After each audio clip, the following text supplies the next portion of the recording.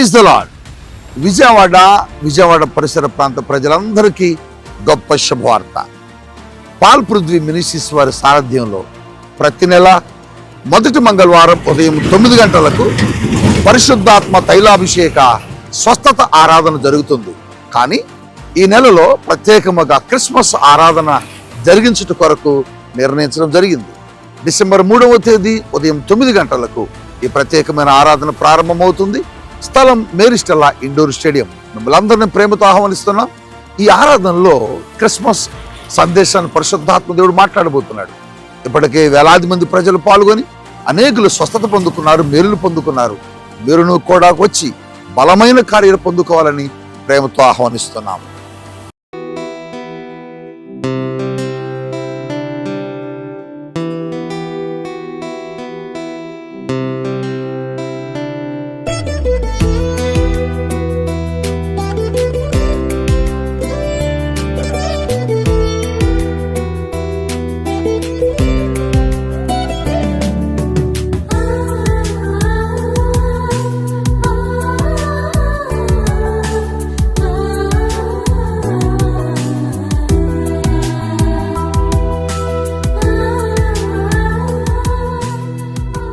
యేసుతో ప్రతిదినం అనే ఆధ్యాత్మిక కార్యక్రమానికి మిమ్మల్ని ప్రేమతో ఆహ్వానిస్తూ మీ అందరికీ నా హృదయపూర్వక వందనాలు తెలియజేస్తున్నాను.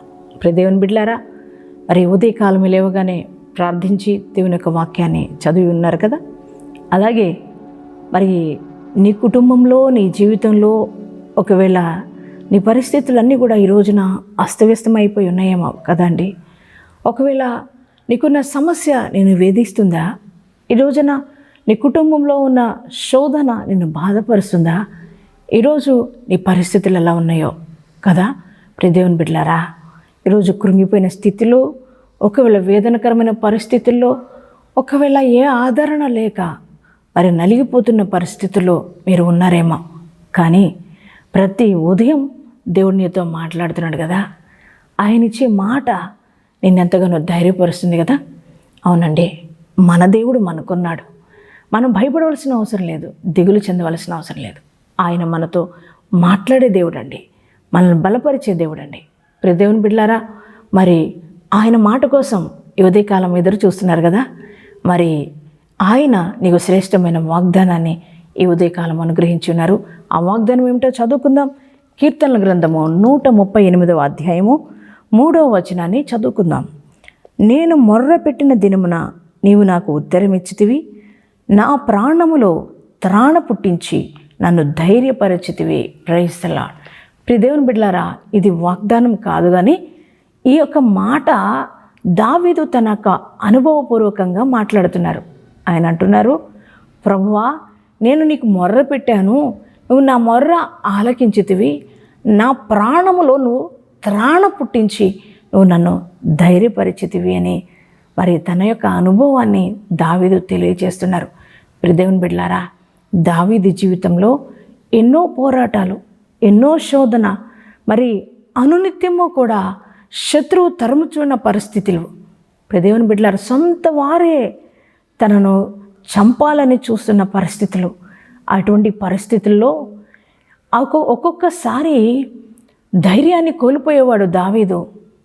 ఒక్కొక్కసారి ఈ శ్రమ ఇక తొలగిపోదేమో, ఈ యొక్క బాధలు తొలగిపోవేమో, ఈ శత్రువులు ఇక నన్ను చంపేస్తారేమో అని అనుకుని తన యొక్క ఆశలన్నీ కూడా అణగారిపోయిన ఆ పరిస్థితులకు వెళ్ళిపోయినప్పుడు, ఇక నేను నా వల్ల కాదు, ఈ శ్రమ, ఈ శోధన భరించటం నా వల్ల కావట్లేదు, నా శక్తినంతా నేను కోల్పోతున్నాను, ఇక నాకు శక్తి లేదు వీటిని ఎదిరించడానికి అని అనుకుంటున్న ఆ సమయంలో మరి దేవుని సన్నిధానంలో ఆయన ప్రార్థించారు.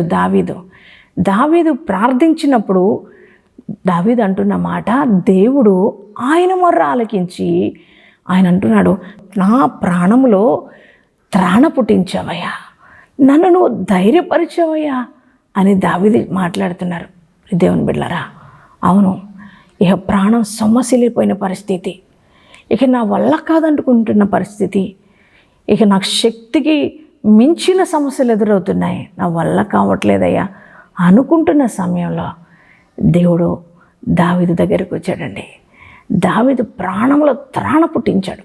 అంటే అర్థం ఏంటంటే, మండు టెండల కాలంలో ఒక వ్యక్తి సొమ్మసిల్లి పడిపోయిన పరిస్థితుల్లో ఒక వ్యక్తి ఒక చల్లటి నీళ్ళు ఒక గ్లాసుడు తీసుకొచ్చి ఆ వ్యక్తికి ఇచ్చినప్పుడు, ఆ వ్యక్తి వాటర్ తీసుకున్నప్పుడు ఆ వ్యక్తి యొక్క ప్రాణం ఎలా తెప్పరిల్లబడుతుందో, ఆ ప్రాణం అంటే ఇక నాకు శక్తిని కోల్పోయాను, ఇక నా పని అయిపోయింది అనుకున్న సమయంలో ఆ వాటర్ ఎప్పుడైతే ఆ చల్లని వాటర్ తను త్రాగినప్పుడు తన ప్రాణం ఎలా లేచి వస్తుందో, దేవుని బిడ్డలారా, అలా నా ప్రాణంలో త్రాణ పుట్టించావయ్యని దావీదు మాట్లాడుతున్నాడు. దేవుని బిడ్డలారా, అవును, ఈ ఉదయకాలం ఈ వాగ్దానం వింటున్నా నీ కుటుంబ పరిస్థితుల్లో కూడా ఈరోజు నా అస్తవ్యస్తం అయిపోయి ఉన్నాయి కదా. మీకు కూడా అనేక రకాల శోధనలు మిమ్మల్ని అలుముకొని ఉన్న పరిస్థితులు కదా. శోధన వెంబడి శోధన, ఆర్థిక పోరాటం ఒకవైపు, అనారోగ్య సమస్యలు ఒకవైపు, నిందలు ఒకవైపు, శ్రమలు ఒకవైపు, కష్టాలు ఒకవైపు, అప్పులు ఒకవైపు, దేవుని బిడ్డలారా నిరుద్యోగ సమస్య ఒకవైపు, ఇవన్నీ కూడా ఈ రోజున నేను సొమ్మసిల్లిపోయి పరిస్థితులకు తీసుకుని వెళ్ళిపోయినేమో. ఈ రోజున నీ ప్రాణంలో ధైర్యాన్ని కోల్పోయి ఉన్నావేమో.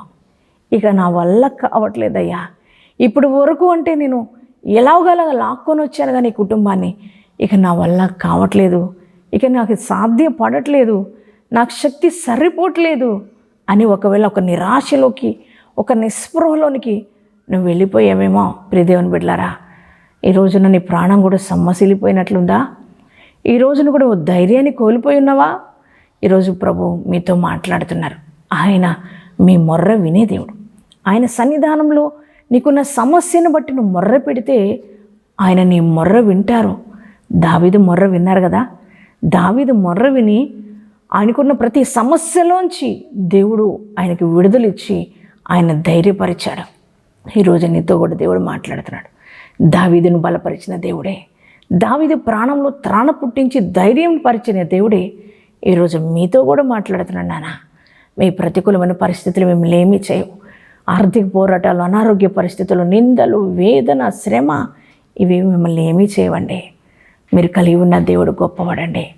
ఆయన మీ ప్రార్థన వింటున్నాడండి. మీరు అనుకుంటున్నారు నా ప్రార్థన వినట్లేదేమోనని. ఆయన వింటున్నాడండి. మీ ప్రార్థన వినే దేవుడు. ఆయన మీ ప్రాణాలను కూడా ధైర్యపరుస్తాడు. మీ ప్రాణంలో కూడా త్రాణాన్ని పుట్టిస్తాడు.